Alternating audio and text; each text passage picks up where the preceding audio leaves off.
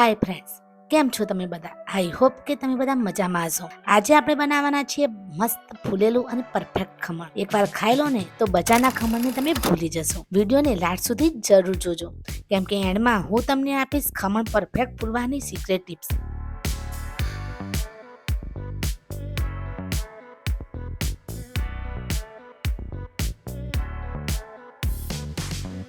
એક બાઉલ લઈ લઈશું. એમાં 1 કટોરી પાણી એડ કરી દેવાનું છે. અડધી ચમચી લીંબુના ફૂલ નાખી દઈશું.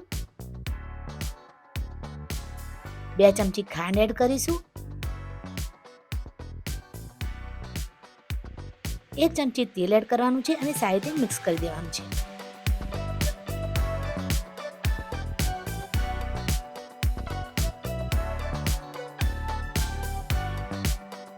અડધી ચમચી મીઠું નાખીશું, મિક્સ કરી દેવાનું છે અને હાલ સાઈડમાં આપણે એને મૂકી દઈશું. 2 વાટકી ચણાનો લોટ લેવાનો છે, સારી રીતે ચાળી લેવાનું છે. ચણાનો લોટ ચાળીને વાપરીશું, જેથી લોટમાં કોઈ બમ્સ ના બને.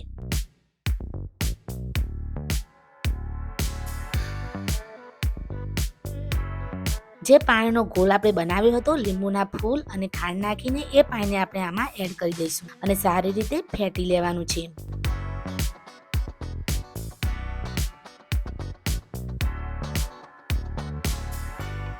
બેટર વધારે જાડું લાગે તો થોડું પાણી આપણે અહીં રેડીશું.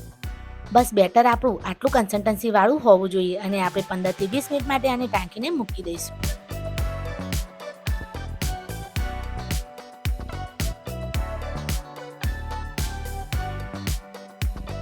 પંદર થી 20 મિનિટ થઈ ગઈ છે, તો એમાં બેકિંગ સોડા એડ કરી દઈશું. બેકિંગ સોડા તમારે અડધી ચમચી જ નાખવાનો છે. બસ બરાબરનું આપણે ફેટી લઈશું.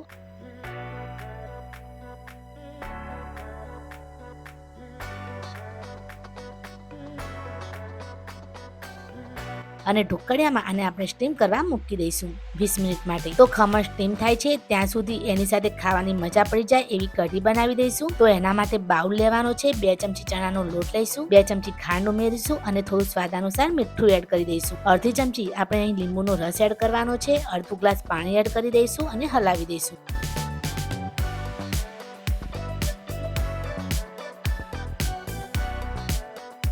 જોઈ લઈએ કે ખમણ થયું છે કે નહીં. તો હજુ થયું નથી, કેમ કે ચપ્પાને ખમણ ચોટે છે. એટલે હજુ આપણે 10 મિનિટ માટે ખમણને થવા દઈશું. ચાલો ત્યારે કઢીનો વઘાર કરી દઈએ. કઢીના વઘાર માટે 2 ચમચી તેલ ઉમેરીશું. એમાં અડધી ચમચી રાઈ ઉમેરવાની છે અને ચપટી હિંગ એડ કરી દેવાની છે.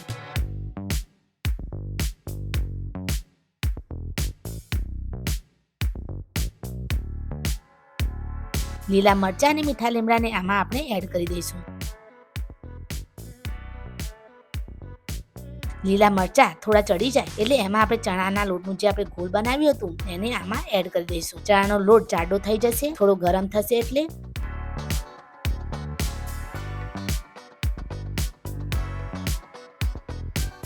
એમાં અડધી ચમચી હળદર પાવડર એડ કરી દઈશું. હળદર પાવડરથી કઢીનો રંગ ખૂબ જ સરસ આવશે. 1 થી 1.5 ગ્લાસ અહીંયા આપણે પાણી એડ કરવાનું છે.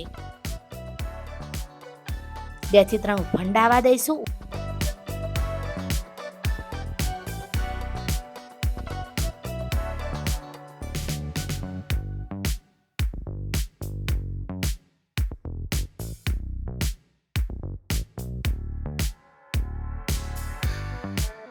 ઉફંડા આવી જાય એટલે લાસ્ટમાં કોથમીરના પત્તા નાખીને ગેસની નોબ આપણે બંધ કરી દઈશું.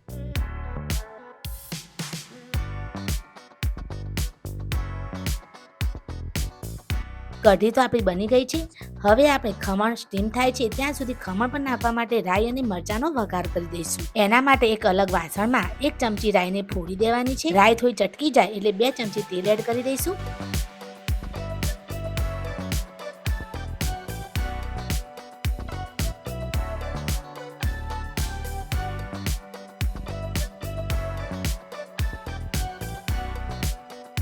લીલા મરચાં, કોથમીરને ઝીણા સમારીને આપણે આમાં નાખી દેવાના છે અને થોડી વાર ચડવા દઈશું. 1 ચમચી તલ નાખીશું. તલથી ખૂબ જ સરસ ક્રન્ચીનેસ આવશે અને તલથી ખમણ પણ દેખાવામાં ખૂબ જ સરસ લાગતો હોય છે.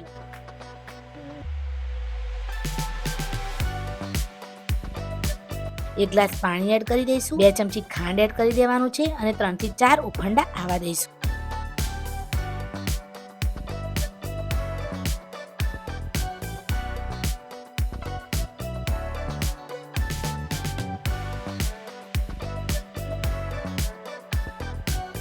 બહુ સરસ ખમણ બન્યું છે. તમે જોઈ શકો છો ફૂલેલું, સ્પોન્જી, નરમ અને જોઈને જ ખાવાનું મન થઈ જાય. ખમણ ઢોકળાની આ સરળ રેસીપીથી તમે માત્ર 20 મિનિટમાં મુલાયમ અને સ્પંજી ગુજરાતી ખમણ ઢોકળા બનાવી શકો છો. તમે ઘરે જ આ રીતે સરળતાથી ટ્રેડિશનલ ખમણ બનાવી શકો છો અને ખમણની સાથે ઘરે જ આ કઢી બનાવીને તમે આ ખમણની મજા પણ લઈ શકો છો. બેટર બનાવીને તમે થોડીવાર આરામ આપવા દો, એનાથી બેસન ફૂલી જાય છે અને ખમણ વધારે સ્પોન્જી બને છે.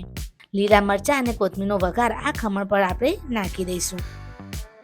ચાલો ત્યારે મસ્ત કઢી સાથે આ ખમણની મજા લઈએ. તમને ખમણ ગમ્યું હોય, અમારી રેસીપી ગમી હોય તો અમારી ચેનલ ઘરની રસોઈ કવિતા સાથેને જરૂરથી લાઈક કરજો અને હા, કોમેન્ટ પણ જરૂરથી કરી દેજો.